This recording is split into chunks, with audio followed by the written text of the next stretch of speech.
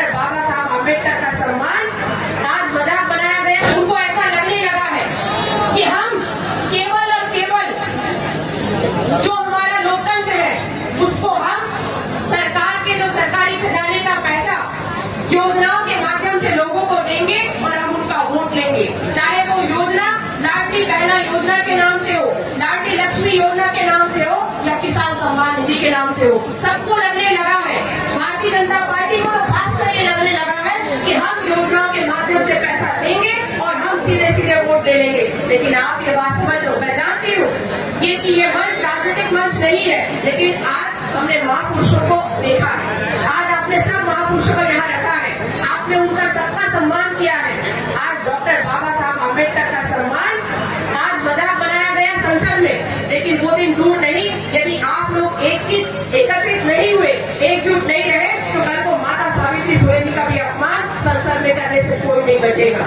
आप गार्गी जी महाराज की बात कर रहे हैं, रानी अवंती बाई की बात कर रहे हैं, आप छक्कारी बाई की बात कर रहे हैं। यदि ऐसा ही चलता रहा, लोकतंत्र यदि स्वतंत्र नहीं रहा, तो आज आप देखना कि आने वाले समय में इन महापुरुषों का भी मजाक बनाने में कोई भी सरकार पीछे नहीं रहेगी। इसलिए आपको पूरी ताकत के साथ जो एकता आपने बनाकर रखी है और लोकतंत्र को स्वतंत्र ही रखना पड़ेगा, उसे किसी योजना का गुलाम बनने मत देना।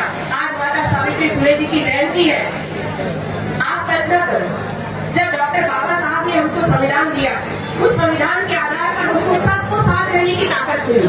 लेकिन जब महात्मा ज्योतिबा फुले जी ने कार्यक्रम किया, जब महात्मा ज्योतिबा फुले जी ने शिक्षा के क्षेत्र में आगे बढ़े, उन्होंने जब सबको साथ लेकर आगे बढ़ने का प्रयास किया, उस समय तो कोई संविधान नहीं था। हमारे देश का संविधान तो आजादी के बाद बना है।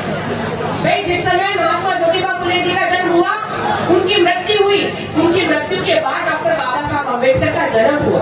तो जब संविधान तो आजादी के बाद बना, लेकिन उस समय जब संविधान नहीं था, उस समय भी हमारे महापुरुषों ने, महात्मा ज्योतिबा फुले और माता सावित्री फुले जी ने सारे लोगों को, जिनको शिक्षा का अधिकार नहीं था, उनको सबको एक साथ लेकर आगे बढ़ने का प्रयास किया और आज उसी का प्रतिफल है कि सारे लोग मिलकर शिक्षित है, और खासकर महिला शिक्षिका के बारे में आज उन्हीं का दिन है। तो ये उन सारी बातों को आपको चिंतन भी करना पड़ेगा।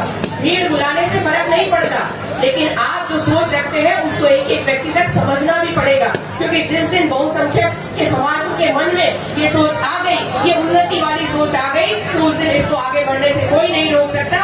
आपकी ताकत दुगनी हो जाएगी, 100 गुनी हो जाएगी, यदि आप चिंतन के साथ आगे बढ़ेंगे। और मुझे इस बात का विश्वास है कि आज मैं भी एक पार्टी से जुड़ी हुई हूँ। आज